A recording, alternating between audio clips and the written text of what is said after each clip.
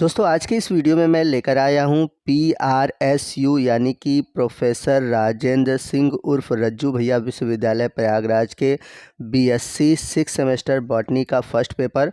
और इस पेपर को मैं आपको सॉल्व भी कराऊंगा, यानी कि आपको पेपर के पैटर्न के साथ साथ इसके सॉल्यूशन भी पता चल जाएंगे। और ये जो पेपर हुआ है ये हाल ही में 14 मई 2025 को हुआ है। तो जिन बच्चों के एग्ज़ाम हो रहे हैं या फिर होने वाले हैं उनके लिए आज का ये वीडियो बहुत ही इम्पॉर्टेंट होने वाला है, क्योंकि इस पेपर के आधार पर आप अपने आने वाले एग्ज़ाम की तैयारी कर सकते हैं। तो अगर हम बात करें PRSU के पेपर की, तो यहाँ पर जो पेपर का टाइमिंग है वो 2 घंटे का है और नंबर 75 नंबर के मैक्सिमम है। और सभी जगह की तरह यहाँ पर भी आपको 3 सेक्शन देखने को मिलेंगे, A, B और C। तो अगर हम बात करें सेक्शन A की, तो सेक्शन A में आपको very short answer type question देखने को मिलेंगे। लेकिन यहाँ पर जो इस यूनिवर्सिटी का पैटर्न है, यहाँ पर केवल 3 ही क्वेश्चन आपको करने हैं, यानी कि फर्स्ट क्वेश्चन में 5 क्वेश्चन दिया रहेगा, उसमें से केवल आपको 3 ही करने हैं और एक क्वेश्चन 3 नंबर का है, यानी कि कुल इस यूनिट से 9 नंबर के क्वेश्चन पूछे जाएंगे और आपको हर एक क्वेश्चन का आंसर मैक्सिमम 50 वर्ड्स में देना है। तो आइए चलते हैं क्वेश्चन नंबर फर्स्ट के A की ओर, जो कि है डिफाइन कैरियोटाइप, यानी कैरियोटाइप को परिभाषित कीजिए। तो अगर हम बात करें कैरियोटाइप की, तो कैरियोटाइप ग्रीक वर्ड कैरियन से मिलकर बना है, जिसका मतलब होता है सीड या फिर न्यूक्लियस। तो बात आती है कि कैरियोटाइप होता क्या है। तो जो यूकैरियोटिक सेल है, यूकैरियोटिक सेल के न्यूक्लियस में कितने नंबर ऑफ क्रोमोसोम है और वो क्रोमोसोम कैसे दिखाई देते हैं, इसी को हम बोलते हैं कैरियोटाइप। या फिर हम ऐसे भी कह सकते हैं complete set of chromosome in a species और ए इंडिविजुअल ऑर्गेनिज्म, यानी कि किसी एक स्पीसीज में कितने कंप्लीट सेट ऑफ क्रोमोसोम है, यही कहलाता है कैरियोटाइप। तो कैरियोटाइप के थ्रू क्रोमोसोम के लेंथ, उसमें सेंट्रोमियर के पोजीशन, उसके बेंडिंग पैटर्न और जो सेक्स क्रोमोसोम है बाकी क्रोमोसोम से किस तरह से डिफर है और उसके फिजिकल कैरेक्टर के बारे में पता चलता है। तो यहाँ पर आप सीधे देख सकते हैं कि आपको क्रोमोसोम दिखाई दे रहे होंगे। यहाँ मानव के क्रोमोसोम है कुल 46 क्रोमोसोम, यानी कि 23 पेयर दिखाई दे रहे होंगे। आइए चलते हैं दूसरे क्वेश्चन की ओर। तो क्वेश्चन नंबर फर्स्ट का सेकंड क्वेश्चन है लीथल एलील्स। तो घातक एलील्स होते क्या है, आइए समझते हैं। तो ऐसे एलील जो कि किसी ऑर्गेनिज्म में अगर होमोजाइगस कंडीशन में हो और उसकी वजह से उस ऑर्गेनिज्म की मौत हो जाती है, तो ऐसे जीन को या फिर ऐसे एलील को हम बोलते हैं लीथल एलील। इसका बेस्ट एग्जांपल है कि जब हम येलो कोटेड माइस के बीच क्रॉस कराते हैं, ठीक, तो जब कैपिटल वाई यानी कि यहाँ पर आप देखेंगे जब डोमिनेंट कंडीशन में होमोजाइगस आ जा रहा है, तो उस कंडीशन में देख रहे हैं जो माइस है वो मर जा रहा है। तो जब होमोजाइगस एलील होंगे क्या कि जिसकी वजह से मृत्यु हो जाए उस ऑर्गेनिज्म की, तो यही कहलाता है लीथल एलील। यहाँ पर आप फिगर में देख सकते हैं। आइए चलते हैं क्वेश्चन नंबर फर्स्ट के थर्ड क्वेश्चन की ओर, जो कि है एपिस्टासिस। तो एपिस्टासिस क्या होता है। तो एपिस्टासिस का मतलब होता है टू मास्क, यानी कि छिपाना।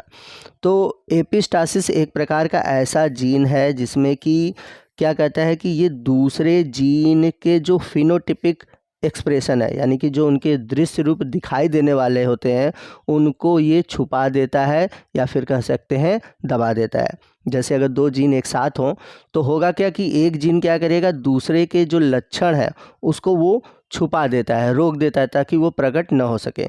तो इसी को कहा जाता है एपिस्टासिस। चलते हैं क्वेश्चन नंबर फर्स्ट के फोर्थ क्वेश्चन की ओर, जो कि है कैलस कल्चर। तो कैलस कल्चर क्या होता है, आइए समझते हैं। तो पहले समझते हैं कि कैलस होता क्या है। तो कैलस क्या है कि एक तरह से अनस्पेशलाइज्ड अनडिफरेंशिएटेड मास ऑफ सेल होता है। और होता क्या है कि जब हम किसी प्लांट को कल्टीवेट करते हैं नर्सरी में, तो कल्टीवेट करने के लिए हम क्या करते हैं, कुछ हार्मोन जैसे ऑक्सिन, साइटोकाइनिन, 2,4-D, इनका एक कंडीशन लेते हैं और एक क्वांटिटी में लेते हैं, जिससे कि होता है क्या है, प्रोडक्शन होता है कैलस का। तो कैलस क्या होते हैं, ये ऐसे सेल होते हैं जो कि आगे डिफरेंशिएट कर कर पौधे के दूसरे पार्ट का फॉर्मेशन करते हैं। आइए चलते हैं अगले क्वेश्चन की ओर। क्वेश्चन नंबर फर्स्ट का फिफ्थ और लास्ट क्वेश्चन है नैनो फर्टिलाइज़र।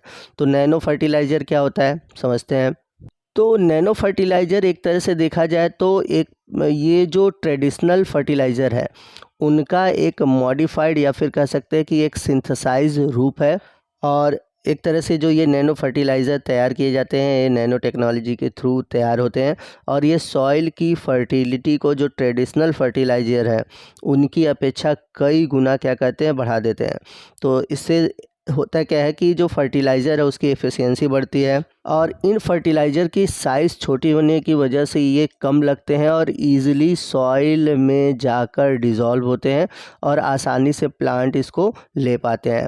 तो आने वाला जो फ्यूचर है या फिर प्रेजेंट जो रिसर्च चल रहे हैं नैनो फर्टिलाइज़र पे बहुत तेज़ी से चल रहे हैं, और फ्यूचर में इसकी और भी डिमांड होने वाली है। तो सेक्शन ए के बाद है सेक्शन बी, जिसमें कि आपसे शॉर्ट आंसर टाइप क्वेश्चन पूछे जाएंगे और आपको कोई 4 क्वेश्चन ही करना है, और हर एक क्वेश्चन 9 नंबर का है। यानी कि इस यूनिट से देखा जाए तो कुल 36 नंबर के क्वेश्चन पूछे जाएंगे, और आपको हर एक क्वेश्चन का आंसर जो है मैक्सिमम 225 वर्ड्स में देने हैं। तो यूनिट सेकंड से देखा जाए तो पहला क्वेश्चन है, और पेपर का दूसरा क्वेश्चन है, describe the different pattern of sex determination in plant. यानी कि पौधों में लिंग निर्धारण की जो अलग अलग पैटर्न है, जो अलग अलग विधियां हैं, उनके बारे में आपको बताना है। वहीं थर्ड क्वेश्चन है, describe cell cycle in detail. यानी कि कोशिका चक्र को आपको डिटेल से बताना है। तो आप सभी ने सेल साइकिल पढ़ा होगा। यहाँ पर बहुत लोग गलतियाँ करते हैं कि सेल साइकिल पूछा जाता है, लिखते कुछ और है, माइटोसिस और मियोसिस के बारे में लिख कर आते हैं। तो सेल साइकिल के बारे में आप जब भी लिखेंगे तो आपको 2 चीज़ें लिखनी है। एक तो लिखना है इंटरफेज़ और दूसरा लिखना है एम फेज़। तो इंटरफेज़ में आप सभी जानते हैं कि 3 स्टेप होते हैं, G1 S G2। तो इनके बारे में लिखना है। वहीं हम बात करें एम फेज़, तो एम फेज़ में आता है प्रोफेज़, मेटाफेज़, एनाफेज़ और टीलोफेज़। तो सेल साइकिल में आपको यही चीज़ें लिखनी है, ये नहीं कि आप माइटोसिस और मियोसिस लिख कर आएंगे। चलते हैं क्वेश्चन नंबर 4 की ओर। क्वेश्चन नंबर 4 है, डिस्कस एनयूप्लाइडी इन डिटेल। तो एनयूप्लाइडी और यूप्लाइडी क्या होता है, इस पर आपको डिटेल से बताना है। तो यहाँ पर मैं क्लियर कर दूँ कि आपका जो क्वेश्चन है देखा जाए तो शॉर्ट आंसर टाइप है, तो उस हिसाब से आपको आंसर देने हैं, लेकिन क्वेश्चन का जो पैटर्न है वो देखने पे लगेगा कि लॉन्ग क्वेश्चन है। तो याद रखिएगा कि ये शॉर्ट आंसर टाइप है, आपको केवल 225 वर्ड्स में ही लिखने हैं। चलते हैं अगले क्वेश्चन की ओर। क्वेश्चन नंबर 5 है, describe the aim, objective and basic technique of plant breeding. यानी कि पौधों की नस्लीकरण के लक्ष्यों, उद्देश्य और आधारभूत तकनीक का वर्णन कीजिए। क्वेश्चन नंबर 6 है, right short note on following. तो आपको शॉर्ट नोट लिखने हैं, लैम्बर्स क्रोमोसोम और स्टैंडर्ड डेविएशन। तो मैं बता दूं कि मैंने अपने चैनल पर इस पेपर के पहले ही गेस्ट पेपर अपलोड किया था, और उस गेस्ट पेपर से देखा जाए तो कई सारे क्वेश्चन मिलते हैं। तो बहुत सारे स्टूडेंट ने कमेंट करके कहा था कि सर आपने जो भी गेस्ट पेपर दिया था उससे कई सारे क्वेश्चन आए हुए थे। तो रज्जू भैया यूनिवर्सिटी का अभी पेपर 19 को, शायद 19 या 20 को जूलॉजी का होने वाला है। तो जो मैंने महात्मा गांधी काशी विद्यापीठ या फिर और भी जो यूनिवर्सिटी से रिलेटेड वीडियो डाले हुए हैं, आप उनके मोस्ट इंपॉर्टेंट क्वेश्चन देख लीजिए। खासकर जो मैंने 20 क्वेश्चन डाले हुए हैं और यूनिट 1 से लेकर यूनिट 8 तक के लिए क्वेश्चन डाले हैं, उन सभी क्वेश्चन को आप देखिएगा, वो आपके एग्ज़ाम में आने वाले क्वेश्चन है। क्वेश्चन नंबर 7 है, describe incomplete dominance with the help of suitable example. यानी कि अपूर्ण प्रभाविता का उचित उदाहरण सहित वर्णन कीजिए। क्वेश्चन नंबर 9 है, define AI and discuss in application in botany. तो कृत्रिम बुद्धिमत्ता को परिभाषित कीजिए और वनस्पति विज्ञान में इसके अनुप्रयोग की व्याख्या कीजिए।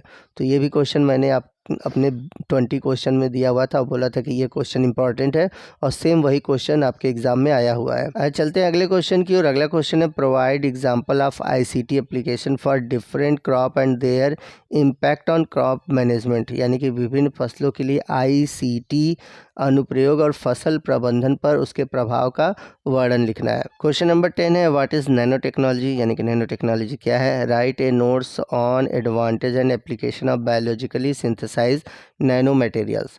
तो जैविक रूप से संश्लेषित नैनो मटेरियल के फायदे एवं उसके अनुप्रयोग पर नोट लिखने हैं। ये भी क्वेश्चन मैंने दिया हुआ था इंपॉर्टेंट में, ये भी सेम वही क्वेश्चन पूछा हुआ है।